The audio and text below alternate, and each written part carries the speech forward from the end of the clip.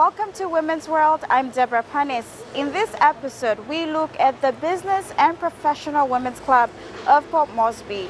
We also talk to businesswoman Sharlene Gawi about her business called Bilum Culture. But first, Geraldine gives us an insight to one of the most successful women's clubs in the country.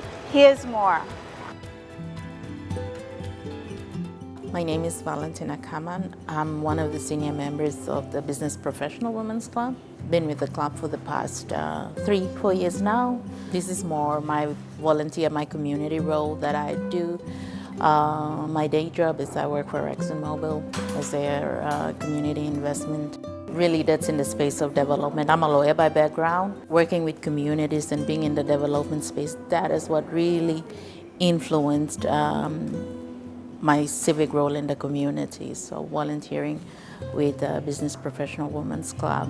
And also, I believe in what they do. I believe in education and the power that education has and can be able to open doors for our women and girls. And I, for myself, firsthand have seen that. And the role and the work that BPW do, I mean, especially around in their 3 big areas that we focus on. First and foremost, education. Around education, our flagship program is our scholarship program. And that's where the club comes together, the executive, the members. We raise funds for scholarship, and we are so blessed that we've got very supporting partners. Tell me more about Business Professional Women's Club, how it started. Business Professional Women, it's actually an international organization. The Port Moresby is it's one of the charter. It was started in 1982 by Lady Carol Kidu, and with a fundamental focusing on education, raising scholarship. So BPW Port Moresby has 3 objectives. One is to promote the interest and to encourage economic participation for our professional members, and then also to promote women and girls to further their education. And the third one really is around promoting equal status for women, both in the professional field as well as in the economic field. And that's where the advocacy piece comes in. Currently we have, I think we, just in terms of paid financial members, there's about 100 or 300 plus. So in terms of activities that we do to promote our key goals and objectives, the first in terms of to promote women and girls for to further their education is the scholarship program. And that's been our principal focus, our flagship program to date since inception of BPW. The other activity that we have gone through now is around entrepreneurial training, and Margaret had shared a little bit about that, partnering with SMEs, with the SMAC, what's the full name for SMAC? Small Enterprises, Medium Enterprises Corporation. So they've run a series of entrepreneurial training. And the third one, in terms of promoting equal status, is the policy advocacy.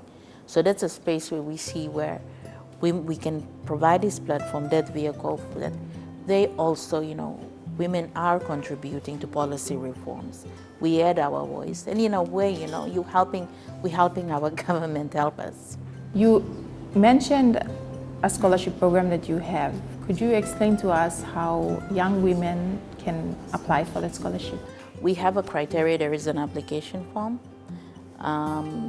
that we provide. The best way for you to access those information, and we have a scholarship officer that also runs and administrates our scholarship program. Every first Saturday of each month, we have monthly meetings at St. Joseph's, so I'd encourage those that are interested, come over to St. Joey's. We start 12 to 2, so they can come over and then get the relevant information. we've just pulled our Facebook page down and we're working on that. So once that comes live, then they can also go to Facebook to access that. We also have a generic email, but I think Facebook and you can find us on Facebook to get information or come to the monthly meetings. Could you outline some of the challenges that you face in this organization? Big challenges, as I said, it's a volunteer club. Time constraint, conflicting priorities. So, we try to carve as much time as we can to dedicate to the cause that we are passionate and we believe in. So time's a big one for us. And that's where I think the challenge for us is getting institutionalized, set up that. But right now it's very much, we are a volunteer-based organization, so that in itself does have its challenges. So you need dedicated people, dedicated resources that can commit full-time to this.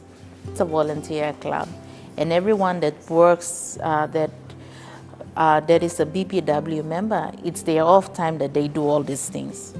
In spite of those challenges, the work that we do, and when you provide scholarship to a girl that she's able to access, then complete the engineering degree and become an engineer, that in itself, it's very rewarding.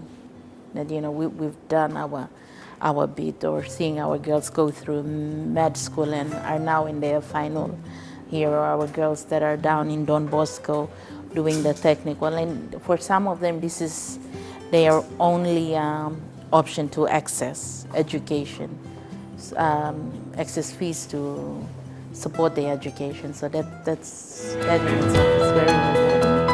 I think that is what keeps us going.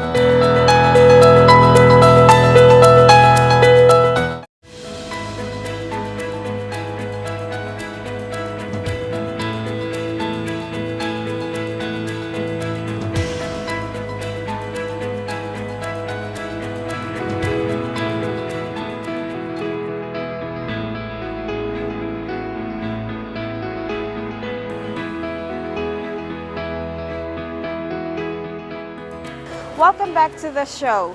The Business and Professional Women's Club of Port Moresby has supported over 2,000 women and girls to complete their education and achieve their dreams. Apart from that, they've also provided trainings to women on how to start up a business and how to manage a business.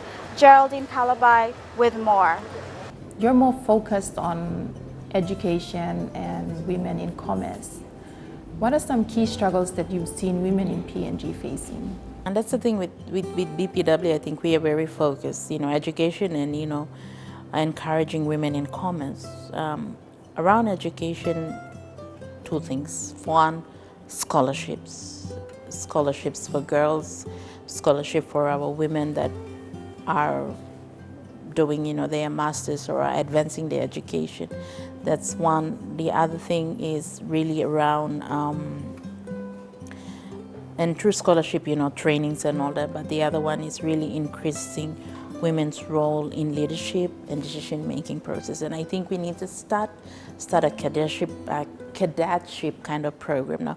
Identify our young talents, be it in private sector, in public sector, and start to groom, because we want to see the next generation of women executives, women leaders, women coming up at that stage. Because 2012, we had 3 women. 2017, 0 women in parliament. And I think it's a growth. It's something that we need to be strategic and we need to grow. And we need to start young. And that's where, for me, most of the investment or support, or I would be directed at that. That's in terms of education. You start that process. Business, I'm confident that we are on the right path with the policy, the 3 policy platforms that we are promoting. And we're looking around access to capital. We're looking in terms of access to space, women having just affordable space to set up market. Right now, we don't have that. I understand there's a policy, SME policy that's out. How is that addressing that, getting women to be involved in spaces where they are actually contributing to decision making. So, one of our policy around unblocking the barriers to economic potential was around women contributing to LLG plans, ward plans. Yes, we have our women representative. What are the consultative process of mechanisms around that one? It's really unclear, and that's what this policy targets, because when we looked at it and, just really going deep into this, these are gaps.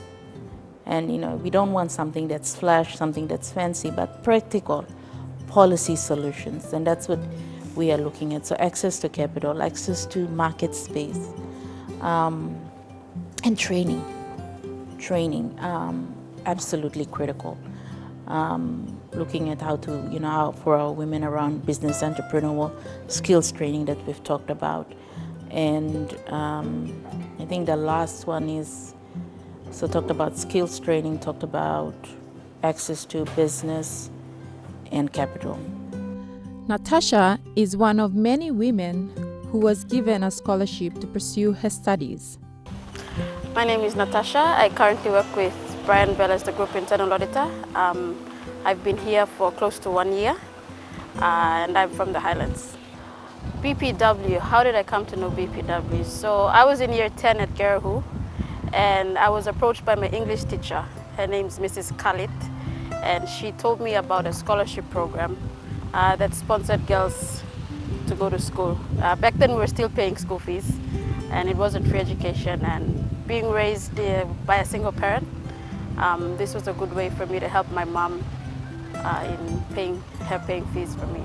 So when I first received the scholarship, that was in 2005, when I was in year 10. So they supported me right up until I completed my studies at Divine Word University in 2011. Gina Sama is another woman who benefited from BPW's Entrepreneurial Skills Program. My name is Gina Sama. I'm from the Business and Professional Women's Club of Port Moresby. I reside here in the National Capital District, but my heritage is East Sepik Province. I was introduced to the club by the secretary, Margaret Ayla. She got me involved, paying for my membership so that I could attend the entrepreneurial skills training. That was in last year, 2017. We underwent the training in August last year, from the 14th to the 25th. It was 2 weeks of learning based on a module called Start Your Business for Microenterprises. This module was developed by the International Labour Organization, and the custodian for this program is the SME Corporation here in Papua New Guinea. So we basically learned how to manage a business, managing a successful business with conflicting demands from our cultural backgrounds. And at the end of the training, we were able to develop a business plan. Although I come from an accounts background, I haven't dabbled much in enterprises, being an entrepreneur. So for me, I've learned something that I can use to start a business, manage it, and even teach other people. Vice President Valentina Kaman said they would like to see BPW expand in the coming years. In the next 5-10 years, and this is something the executive members have said and looked at the strategic plan and looking at, how do we take this from a club and grow it to an organization, to something that can self-sustain on its feet. And that's where I think the growth opportunity is. And for us, as we start to crystallize where our focus areas are, so on education, on promoting equal economic status for women around the policy space, for our professional women, and as this becomes crystallized and the activities around it, have more structure around it, I think the organization will evolve and will grow. So yes, we see ourselves growing, and definitely would like to, right now it's Moresby centric, but also be able to expand to other centers in Papua New Guinea, grow our membership as well. Valentina, what's your message to women and girls and even men out there? I think the only thing that I will say is that, and I want to adopt the slogan that the Business Council has, launched, to find a solution, you be the solution. And Mahatma Gandhi said it better, be the change you want people to see. So it's incumbent upon all of us to contribute. And that's one of the reasons that got me into BPW. It's so small, in the magnitude of everything that's happening, that we all have a part to play to contribute to nation building. So, become a member of some organization, go volunteer, whatever, just do our bit.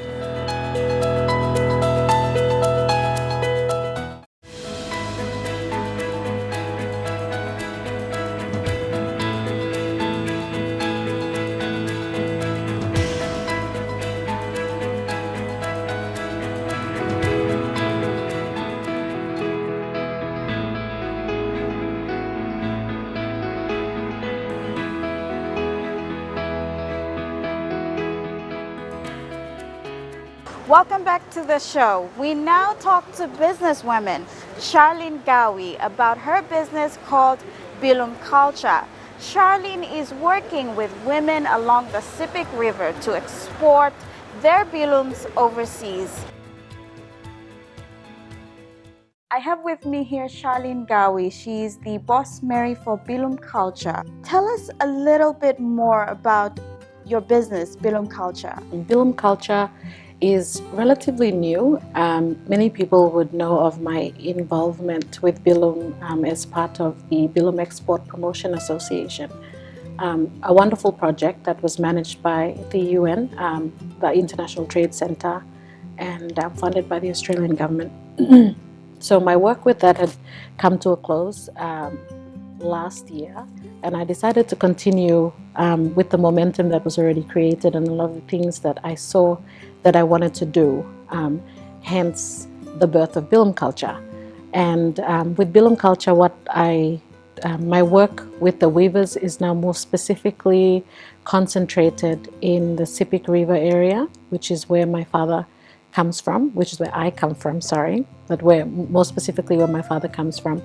And just working with them and the natural fiber, natural dye bilums in that region, finding markets for them, but also seeing what else we can develop to put out there in the markets. How many bilum weavers are involved in your business? Less than 100 that are involved that I put orders to.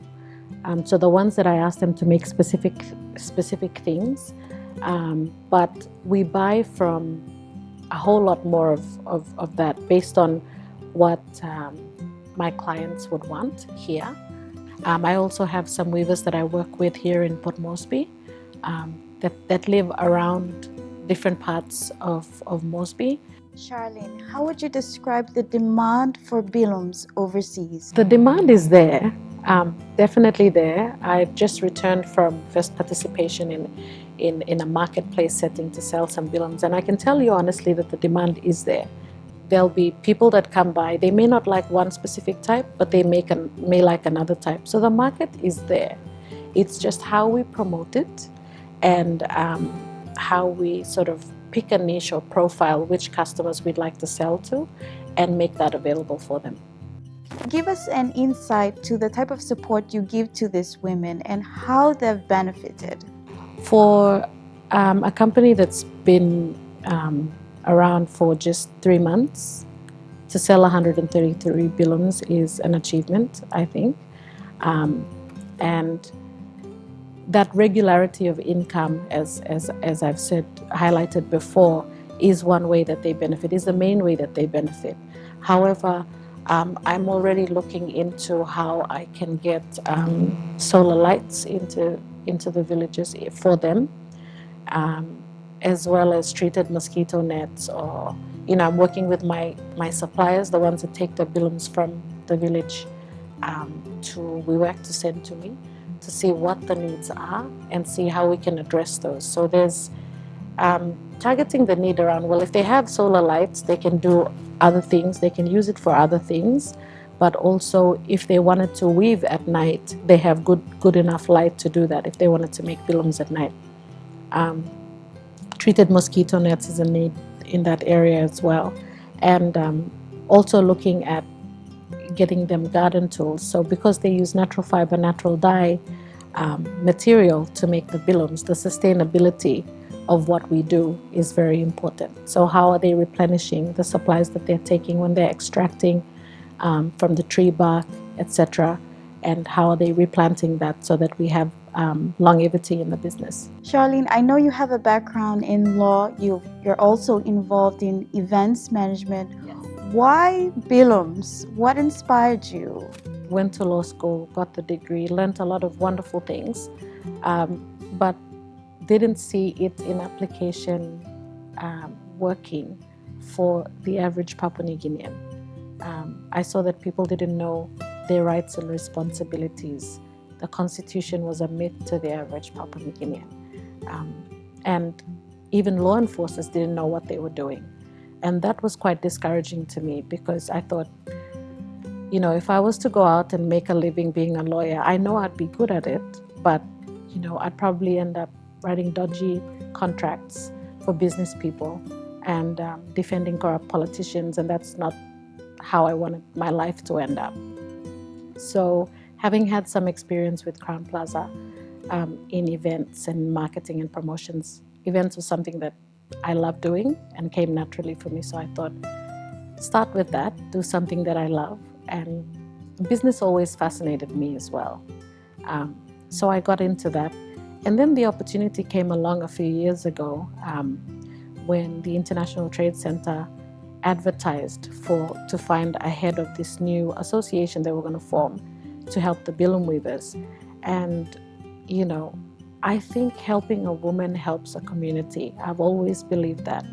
And I have had strong women in my life, you know, as far back as I know. And so I jumped at the chance to help women. And I jumped at the chance. I thought this is probably an opportunity for me to really understand the plight of the Papua New Guinean woman and see how I can help out, how I can give back, and maybe see what the real law issues. I mean, I still am passionate about the law and its application, but, you know, in my work with the Bilum Export Promotion Association and as a consultant to the UN, it's made me see, you know, on an international level where other women are and where our women are. And, you know, one of the basic things that really surprised me when I went out there, and, you know, you talk about economic empowerment, it's there and there's a need for it, but basic empowerment, you know, you take away the word economic, basic empowerment. Some of these women I was working with don't know when they were born, don't have any record of them being born or ever existing. So if they live and they die, their children, you know, their children validate that they existed, but they never voted, they were never recorded, you know.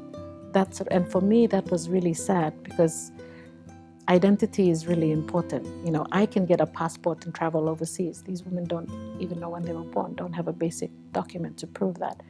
So for me, it was finding that, learning all of those things. That's what I wanted to do. And I've confronted many of those realities in the work that I've done, which I've absolutely loved. And that's all we have time for on this episode. Don't forget, you can visit our page on Facebook, that's Women's World, and send us a message if you have an interesting story to share. Until next time, I'm Deborah Punnett.